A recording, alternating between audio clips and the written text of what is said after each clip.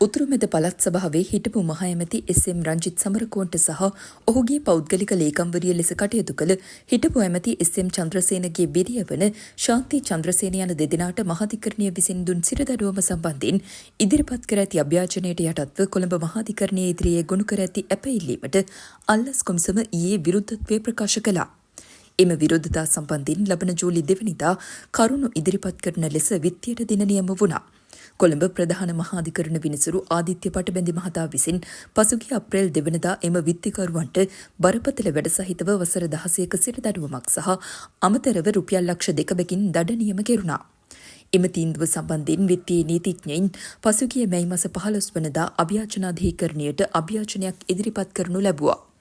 අභියාචනයේ තීන්දුවට යටත්ව විත්තිය විසින් ගොනු කළ ඇප අයදුව මහාධිකරණ විනිසුරු ආදිත්‍ය පටබැඳි මහතා ඉදිරියේ සලකා බලනු අවස්ථාවේදී අල්ලස් කොමිසම වෙනුවෙන් පෙනී සිටි නීතිඥයින් විරුද්ධව කරුණු දක්වා සිටියා.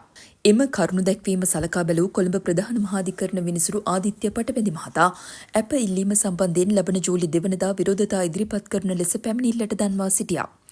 උතුරු මැද පළාතේ ප්‍රධාන අමාත්‍යවරයා ලෙස කටයුතු කළ සමරකෝන් මුදියන්සේලාගේ රංජිත් සමරකෝන් යන අය රජයේ සේවකයෙක් ලෙස කටයුතු කරමින් ඔහුගේ තනතුරට නීත්‍යානුකූලව හිමිවන ඉන්ධන දීමනාව වැටුප සමග ලබා දී තිබියදී ඉන්ධන දීමනාව ලෙස රුපියල් 26,528.10ක මුදලක් 2012 සිට 2014 වසර 2 සතහා ලබාගෙන තිබෙනවා. ඔහුගේ පෞද්ගලික ලේකම්වරිය ලෙස හිටපු අමාත්‍ය එස්.එම්. චන්ද්‍රසේනගේ බිරිය වන ශාන්ති චන්ද්‍රසේන කටයුතු කර තිබෙනවා. අයතු ලාභ ලැබීම සඳහා දෙවැනි විත්තිකාරියට අනුබල දීම සහ කුමන්ත්‍රණය කිරීම යන චෝදනා යටතේ කොළඹ මහාධිකරණය දඬුවම් නියම කළා.